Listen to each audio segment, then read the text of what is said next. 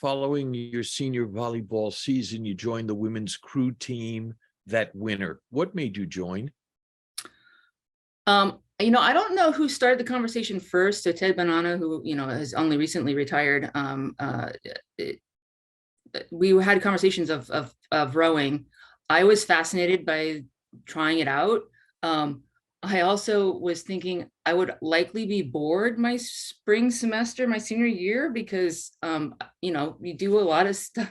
Athletics takes up a lot of time, and so there was that.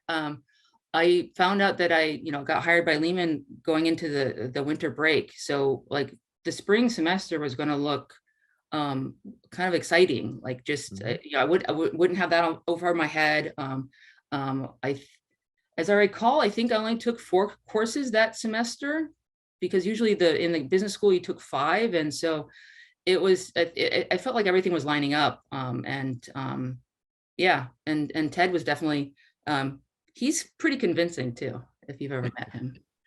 And I'm glad you mentioned him. Talk about the coaches and the strength and conditioning people who helped you along the way. You've made references to injuries.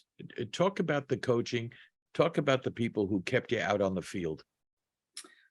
Yeah, so I guess on volleyball we went through 2 coaches, so Kathy Skinner and Megan Gamble. So Kathy Skinner was the one that recruited me, and then Megan Gamble came in later, and then. And what was that like when she left, having recruited you? I mean, we weren't having really winning seasons, so I guess it wasn't too surprising that there was going to be a change in the coaching staff. What was actually, I thought, rather remarkable was, and this is I think shows as props to the athletic department, is that myself and another player got to be involved in the interviews for the next coach, or at least they heard our perspective on what the team would like to see in the next coach. So at least having that, opening that door, I think, and having those conversations, I think speaks to the athletic department. And Shen Shen was the assistant coach with Kathy Skinner, and he was really good for technique and strategy and that kind of stuff.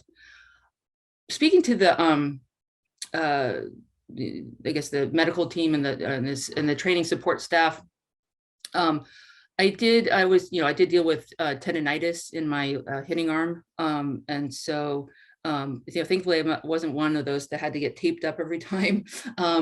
But I had more like soft tissue kind of just challenges, and so those having access to ice was usually the biggest thing I needed.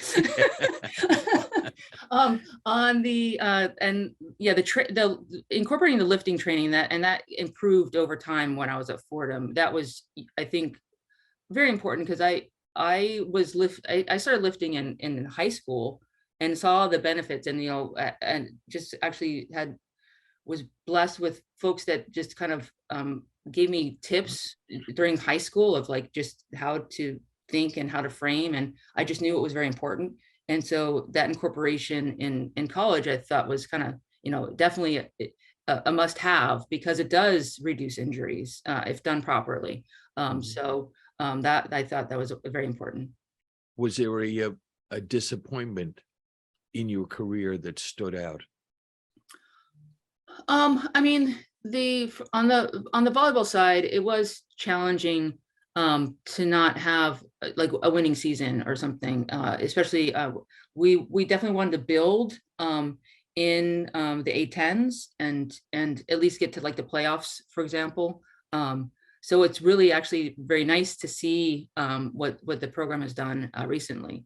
So I happily cheer them on when they can do that stuff. Who comprised your cheering section? This might not have been what your intention behind this question, but I would like to actually go back to high school and talk about I think, well, my family. My sister especially when I started in high school, she came and started being the scorekeeper for the team. And then when I did travel volleyball, I didn't quite have my driver's license yet. And so she was the one that had to shuttle me to a lot of practices until, I could get my driver's license. And she was just so supportive of me doing, playing travel volleyball and going after this. And then, with travel volleyball, in Southern California, you generally had what were called like mandatory tournaments. And those were just like local tournaments that happened about once a month. And, again, before having a driver's license, my parents would generally shuttle me to these things and then stuck in a gym all day, right? Mhm. So, but they did this. And so, I mean, having that support, and then of course, on top of it, it's also expensive. So having that support is just amazing. Mhm.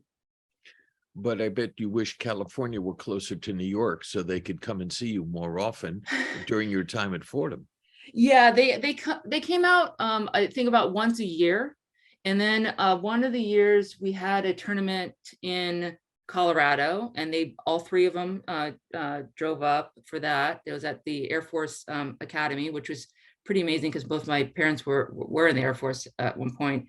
And another tournament was in San Francisco at University of San Francisco, and they drove up for that as well. So Mhm. they were able to see some of my college career. Were there any athletes that inspired you or that made you want to be like them?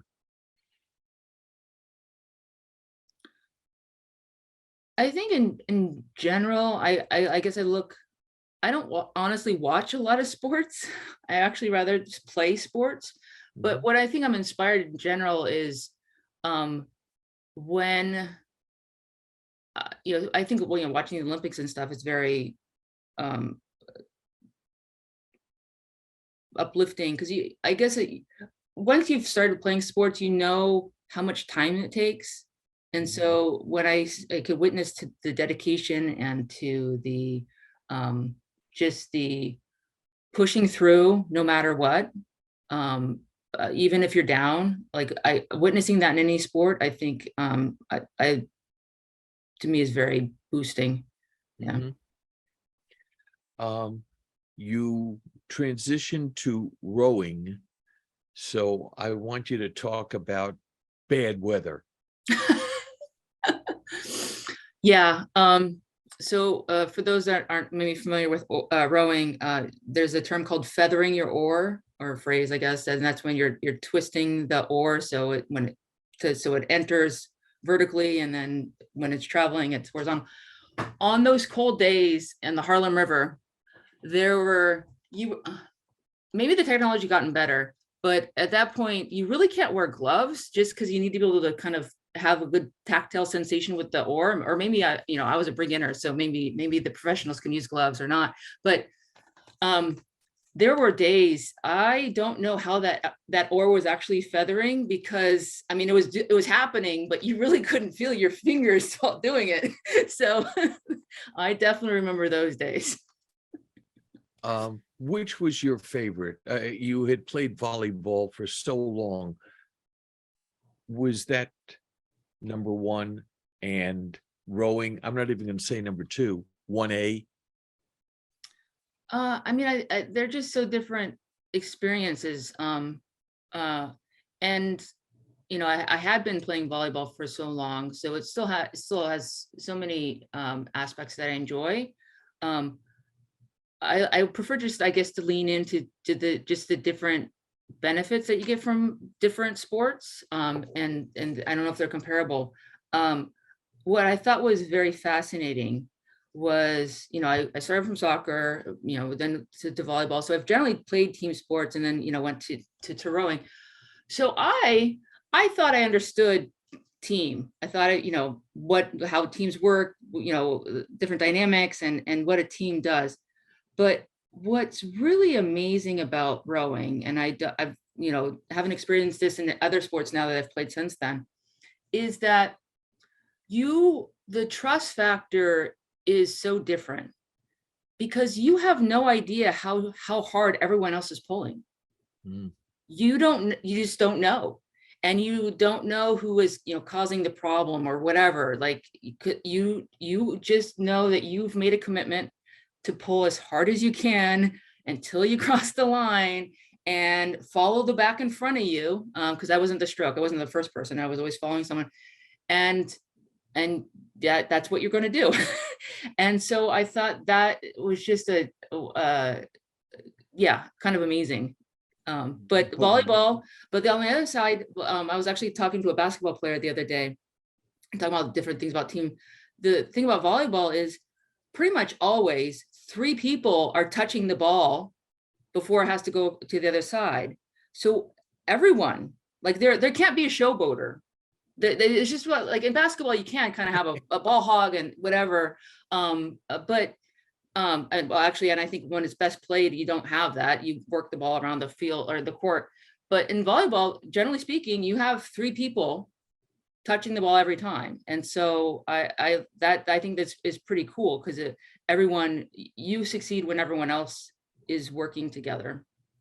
But you make a great point in pointing out the dichotomy between volleyball, where you see everything right there in front of you, but in rowing, you don't. No. You can only hope that everybody is doing what you're doing. Yeah.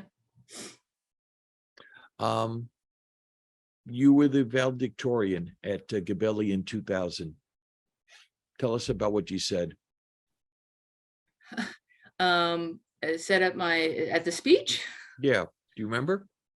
Yeah. I talked about what might be kind of unusual, perhaps, for a business school. Is I actually talked about love. I talked about how earning a bigger paycheck probably won't be the most satisfying thing. But if you find how you can be a person for others, because that is, part of the mission statement of Fordham, and lean into love for service and for I definitely didn't use this phrasings, but I guess the phrasing that I guess Bishop Barron always talks about is love is willing the good of the other. And so if you're designing your world around that, and the career, if you can, your daily job around that's a lovely way to live. And I think I mentioned something about keep your Fordham family in mind, because we would love to hear about your successes and what you've done with your life. So something like that. Which do you have any other memories of graduation day? Graduation day was crazy because it was so cold that so Vin Scully was our speaker, who as growing up in Southern California, he's the voice of the Dodgers. So he was the soundtrack of your summers. So but since it was so cold, the business school was in the gym. So where I'd spent hours of my life, I was now graduating in the gym. And if Fordham College was in the Lombardi Center. Mm-hmm. And in the Lombardi Center was where Vin Scully was. So his talk was being piped into the gym. So again, I'm hearing, the voice of the Dodgers from just, not seeing him. So it was just like, just another day. You were inducted into the Hall of Fame in 2006. What do you remember from the day of your enshrinement into the Hall? Well, what was cool was I got to reconnect with Mr. John Tofflon. So this again is the gentleman that endowed my scholarship. And so he unfortunately was out of country for graduation. I was really looking forward for him to meet my parents, and that unfortunately did not happen. But it was lovely to reconnect with him, catch up on, hear about his daughters and his wife, and what I just mentioned, Marianne Riley was there. It had been a while since I'd seen her. So those were it was nice also just get back to campus. At that point I was working in DC. And so it had been a while since I'd been back up to campus. So that was also very nice. What are your emotions when you see your plaque? Obviously it's amazing honor. But yeah, I think it's just all the memories of just being on the teams. And I would also say that back to my point about, I still consider myself an athlete. There's just really no way I could separate my athletic experience from the rest of Fordham experience. So when I think of Fordham, it's all the whole package. And that, thankfully in my wish list of what I want for a university, those all came and as I wanted, or, they and even better in the many respects. But the fact that, I could get a great academic experience, have my spiritual life supported and enriched, have this athletic experience supported, enriched, and set myself up on a lovely trajectory for life. So, it helped me find my first job out of college, and then having a rich skill set and tool set to go out in the world with. And I want to just read to you a quote of yours. "I can't imagine my college experience without sports," unquote. Yeah. Okay. That was a more concise. You have been a member of the Fordham President's Council. You supported scholarships for the volleyball and crew programs. You were the first recipient of the endowed scholarship created by John Tofelon, who was admired as a generous benefactor to the university. And I know you drew inspiration from his generosity. Oh, yeah. And you have long given to various causes and institutions, including Fordham, contributing to the university's $350 million fundraising campaign. Talk about that for a moment. What's interesting about the Tofelon, my first engagement with Tofelon, is when let's go back to some of the earlier questions or commentary we've talked about. When I was told in February of my senior year that I have this full ride to Fordham, it was never attached with a name. It just said you have a presidential scholarship. Mm-hmm. And so it wasn't until I think my freshman year, not until my spring semester, I get this phone call saying, "Hey, would you be willing to write a letter to the people that pay for your scholarship?" And I'm just first like, willing? You got to be kidding me! I would do so much more than this. And this is actually tied to some person I did not know, and it's both John and Joan, his wife. So, and then the development office, I think, started doing these receptions. So we got where myself and other benefactors got to meet the people that support their scholarship. And so during college, I had, not a lot, but, handful of interactions with Mr. Tofelon that were just so memorable, because he could just see how much he cared about the school and how much he was interested in like what I was interested in, or like what I was thinking about career. And, when we reconnected at the Athletic Hall of Fame, it was immediately back to that. It was just like, "Oh, I see you're going to go for your PhD in economics. Like, talk to me about that. Like, what, and then you left Wall Street, and like, what were your thoughts?" And he totally got it after I described, kind of my thinking. So having that kind of, I guess, cheerleader or cheering squad, back to your earlier question, is just so enriching, and I want to pay it forward. And so, and that, I'm very blessed with not having school debt and being, paid sufficiently. So it's just, I enjoy writing those checks. And to that point, you created the Vojtech Family Scholarship to help students at the Gabelli School ease their financial obligation. And when fully established, it will be awarded with a preference for first-generation students, economically disadvantaged students, or those from underrepresented groups, supporting those coming from backgrounds less affluent than yourself. And you have said diversity is good for business. This is a very important cause of yours. Yeah, I mean, this is something that we definitely talk about at the Federal Reserve Board. I've worked in the various areas at the Federal Reserve Board, but as people trying to guide the economy and also look at what risks that are coming into the banking industry or the financial industry, and thinking about financial stability, it is super important to have diverse perspectives, to not have groupthink, to look at what are some possible solutions, and together talk through and come up with those solutions. And you're going to get a better solution. And this is what the studies show. You're going to get a better solution if you have people engaged, if you have people with different backgrounds. And so, I like data-driven decisions. That's why I work at the Fed. And this is a data-driven fact that we've seen. And the Fed is your dream job, is it not? Yes. When I was thinking of when I was wanting to go back to grad school to get my PhD, working at the board was my dream job. The floor, Cindy, is yours. Sum up your Fordham experience and what you would like to say to the Fordham community. Oh.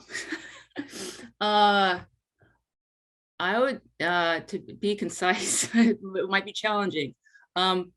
I just really loved how I was supported in, I had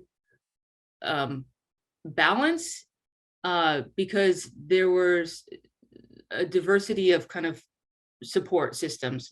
I was supported in a strong academic setting, great professors, small classrooms where I could easily ask questions and engage in a topic. Division I sports, you're playing people that are dedicated to the sport. The masses were easily to accessible, a spiritual campus ministry that was spiritually enriching, and access to a city that supposedly never sleeps, if you believe the marketing. So it hands down, it excels on so many fronts.